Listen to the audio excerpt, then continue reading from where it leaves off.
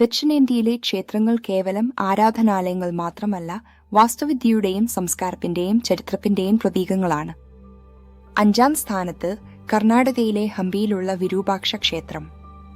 7-ാം നൂറ്റാണ്ടിൽ നിർമ്മിച്ച ഈ ക്ഷേത്രം വിജയനഗര സാമ്രാജ്യത്തിന്റെ മഹത്വം വിളിച്ചോതുന്നു. 4-ാം സ്ഥാനത്ത് തമിഴ്നാട്ടിലെ രാമേശ്വരത്തുള്ള രാമനാഥസ്വാമി ക്ഷേത്രം. 17-ാം നൂറ്റാണ്ടിലെ ഈ ക്ഷേത്രം നീണ്ട തൂണുകളുള്ള ഇടനാഴിക്കും മനോഹരമായ ചിത്രപ്പണികളുള്ള മേൽക്കൂരകൾക്കും പേരുകേട്ടതാണ്. ഈ ക്ഷേത്രങ്ങൾ ദ്രാവിഡ വാസ്തുവിദ്യയുടെ ഉത്തമ ഉദാഹരണങ്ങളാണ്.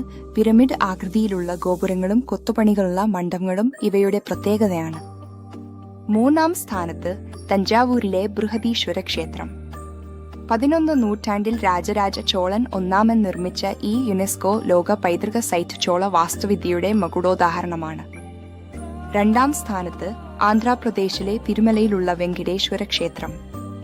തിരുപ്പതി ബാലാജി ക്ഷേത്രം എന്നും അറിയപ്പെടുന്ന ഇത് ഏറ്റവും സമ്പന്നവും ആദരണീയവുമായ തീർത്ഥാടന കേന്ദ്രങ്ങളിലൊന്നാണ്. 1-ാം സ്ഥാനത്ത് തമിഴ്നാട്ടിലെ മധുരയിലുള്ള മീനാക്ഷി അമ്മൻ ക്ഷേത്രം. 7-ാം നൂറ്റാണ്ടിലെ ഈ ക്ഷേത്രം അതിന്റെ ഉയരമുള്ള ഗോപുരങ്ങൾക്കും ആത്മീയ അന്തരീക്ഷത്തിനും പ്രശസ്തമാണ്.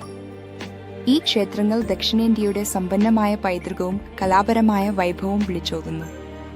ഈ അത്ഭുതങ്ങൾ സന്ദർശിക്കാൻ നിങ്ങൾക്കും അവസരം ലഭിക്കട്ടെ.